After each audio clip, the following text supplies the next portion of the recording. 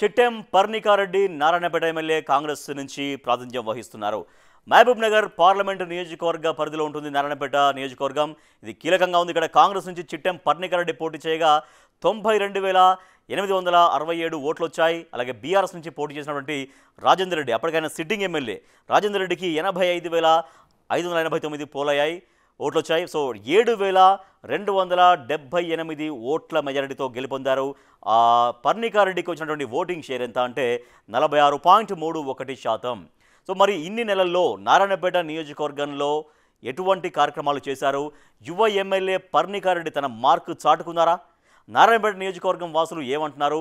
పర్ణికారెడ్డికి ఎంత స్కోర్ ఇచ్చారు? Big TV exclusive సర్వేలో ఏం తేలింది మనం చూద్దాం. సో నారాయణపేట ఎమ్మెల్యే చిట్టెం పర్ణికారెడ్డికి అక్కడ నియోజకవర్గ ప్రజలు ఏం చెప్పారు? ప్లస్ పాయింట్స్ ఏం చెప్పారు వాళ్ళ ఎమ్మెల్యే గురించి? ప్లస్ పాయింట్స్: చిట్టెం పర్ణికారెడ్డికి పాజిటివ్ ఇమేజ్ ఉంది. గ్రౌండ్ లెవెల్లో యాక్టివ్గా పర్ణికారెడ్డి ఉన్నారు. పథకాలు అర్హులకు చేరవేయడంలో కీలకంగా వ్యవహరిస్తూ ఉంటారని ప్లస్ పాయింట్స్ మనకు కనిపిస్తున్నాయి. సో మొదటిసారి ఎమ్మెల్యే అయ్యారు కాబట్టి జనంలో ఎక్కువగా పాజిటివ్ ఇమేజ్ క్రియేట్ చేసుకోవడం కోసం ప్రయత్నం చేస్తున్నారు. నెక్స్ట్, ప్రభుత్వం నుంచి నిధులు రాబడుతున్న పర్ణిక సీఎంఆర్ఎఫ్, కళ్యాణ లక్ష్మి చెక్కుల పంపిణీ కూడా వేగవంతంగా చేస్తూ ఉంటారు అని, అలాగే తండాల అభివృద్ధిపైన కూడా స్పెషల్ ఫోకస్ పెట్టారని ప్లస్ పాయింట్స్ కనిపిస్తూ ఉన్నాయి. నెక్స్ట్, ప్రజలకు ఎల్లప్పుడూ అందుబాటులో పర్ణిక ఉంటున్నారు, ఎమ్మెల్యే ఉంటున్నారు. ఎమ్మెల్యే హోదా చూపించకుండా కలుపుగోలుతనంగా వ్యవహరిస్తూ ఉంటారు. కొంతమందికి ఎమ్మెల్యే కాబట్టి ఒక రకమైనటువంటి జనాన్ని కలవడానికి ఇష్టపడరు కొంతమంది. సో అలా కాకుండా అందరితో కలుపుగోలుతనంగా ఉంటారు అనేటువంటి పేరుంది. చివరి కార్యకర్త పేరును కూడా గుర్తుంచుకోవడం. సో కార్యకర్తలు అదే కోరుకుంటారు. సో తమ నేత తమని పేరు పెట్టి పిలవాలి, తమను చాలా దగ్గరగా చూడాలి, తమని గుర్తించాలని గుర్తింపు కోసం అందరూ కోరుకుంటారు. సో చివరి కార్యకర్తను కూడా పేరు పెట్టి పిలుస్తుంటారు పర్ణికారెడ్డి అనేది పార్టీ దగ్గర నుంచి, పార్టీ కార్యకర్తల నుంచి వచ్చినటువంటి ప్లస్ పాయింట్ అది. నెక్స్ట్, బలమైన కుటుంబ రాజకీయ నేపథ్యం ఉంది, అలాగే ఎలాంటి ఆరోపణలు లేవు, పాజిటివ్ ఇమేజ్ కంటిన్యూ చేస్తుంది.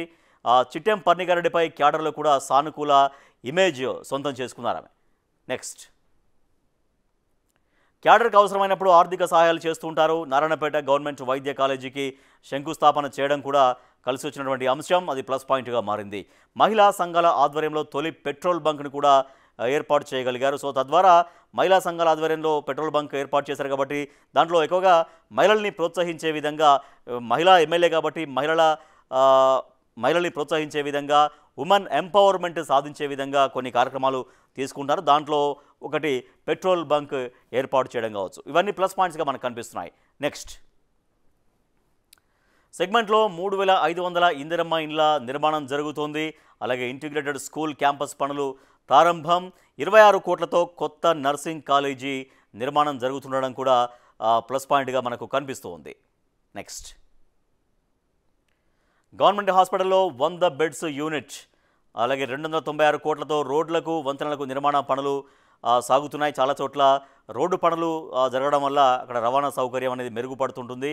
అలాగే వంతెనలు కూడా, బ్రిడ్జిలు కూడా చాలా అవసరం కాబట్టి ఆ బ్రిడ్జి పనులు కూడా నిర్మాణం జరుగుతున్నాయి. అలాగే కోస్గి దౌలతాబాద్ రోడ్డు అభివృద్ధి పనులు కంటిన్యూగా కొనసాగుతున్నాయి. ఇవన్నీ కూడా ప్లస్ పాయింట్స్గా మనకు కనిపిస్తున్నాయి. నెక్స్ట్,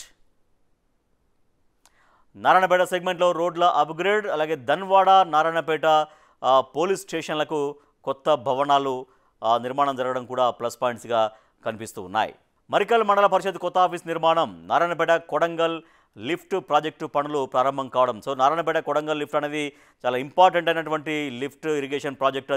అది 2 నియోజకవర్గాలు కాదు, మరో నియోజకవర్గం మక్తల్ నియోజకవర్గానికి కూడా దాని ద్వారా లాభం జరుగుతుంది. నారాయణపేట, కొడంగల్, మక్తల్ ఈ 3 నియోజకవర్గాలకి ఆ లిఫ్ట్ ఇరిగేషన్ ద్వారా సాగునీళ్ళు వస్తాయి. తర్వాత నారాయణపేట నియోజకవర్గ వ్యాప్తంగా తాగునీళ్లు కూడా అందించడం కోసం ఏర్పాటు చేయబడింది నారాయణపేట కొడంగల్ లిఫ్ట్. దీని ద్వారా కొన్ని వేల ఎకరాలు సస్యశ్యామలం అవుతాయి.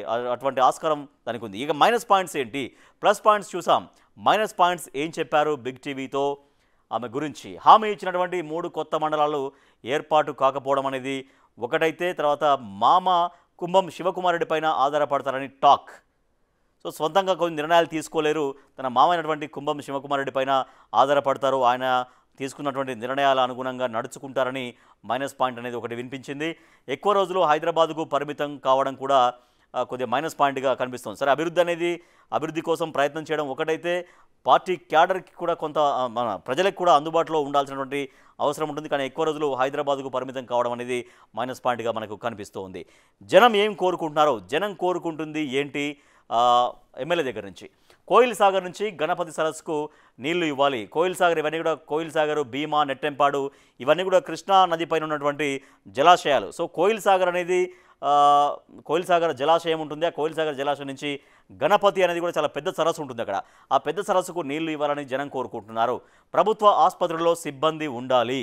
డాక్టర్ల కొరతతో ఎక్కువగా వెయిటింగ్ టైం ఉంటుంది. సో ప్రభుత్వ వైద్యాన్ని మెరుగుపరచాలి, అక్కడ డాక్టర్లు అందుబాటులో ఉంచాలి. డాక్టర్లు లేకపోవడంతో రోగులు ఎక్కువగా డాక్టర్ల కోసం చూస్తున్నటువంటి పరిస్థితి కనపడుతోంది. కాబట్టి డాక్టర్ల సంఖ్య పెంచాలి, వైద్య సదుపాయాలు పెంచాలి అని జనం కోరుకుంటున్నారు.